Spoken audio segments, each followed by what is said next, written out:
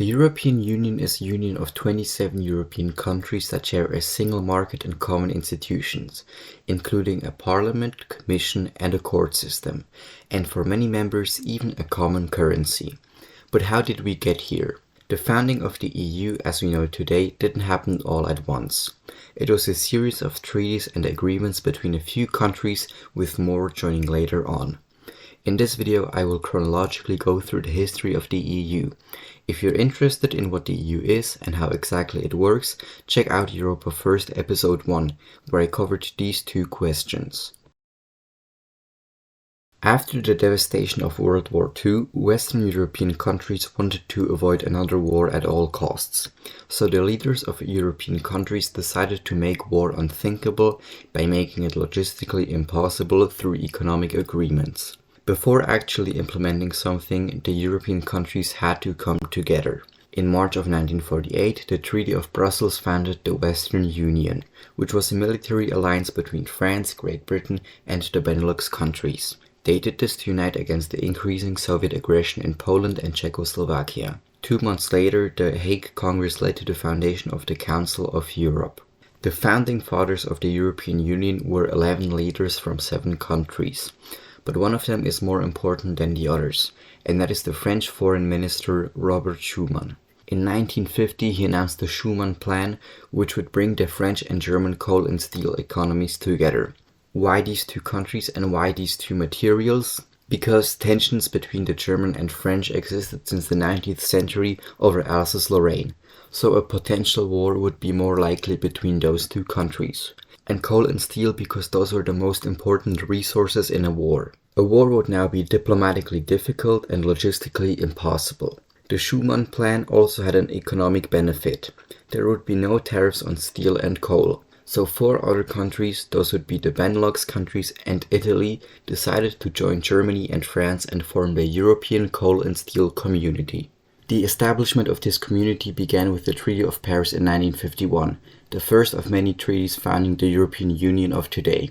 6 years later, these 6 countries signed the Treaty of Rome, which created the European Economic Community, thus uniting their economies into one, and established a customs union. A customs union is a type of trade bloc where tariffs, quotas, and other trade barriers are eliminated, creating a free trade area. The 6 countries were economically one country, and each nation became more like a US state. But this was just economically, at least for now. The EEC was a great success. Economies were booming and living standards improved massively. Other countries wanted in on this. So in 1973, the UK, Ireland, and Denmark joined the European Community. In 1979, one of the most important bodies of the current EU, the democratically elected European Parliament, was formed. Before, members were appointed, but after that point they were directly elected by the European people. The Schengen Agreement, which allows for free movement inside the EU,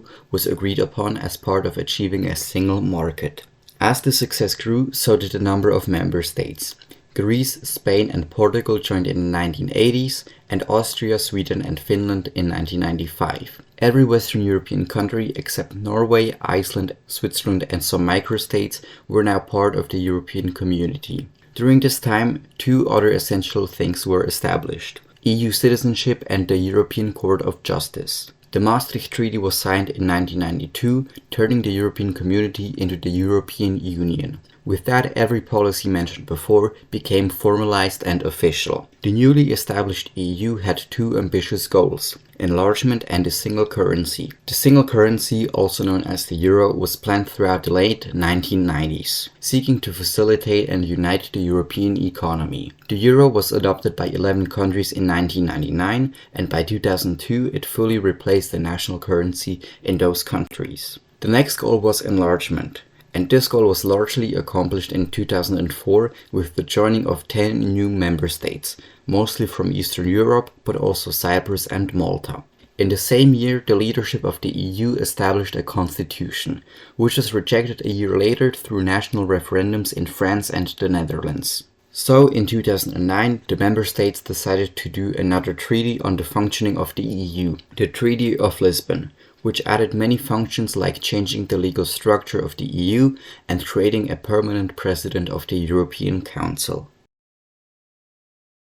Let's summarize the history of the EU. After World War II, leaders of Western Europe wanted to unite to defend themselves against Soviet aggression, but more importantly to prevent a war in Europe. First, they created the Western Union, which was a defense pact between the Benelux countries, France and England, and then they established the Council of Europe in 1948. They made war in Western Europe unthinkable by merging the coal and steel industries, which are essential for war, of Germany, France and 4 other countries.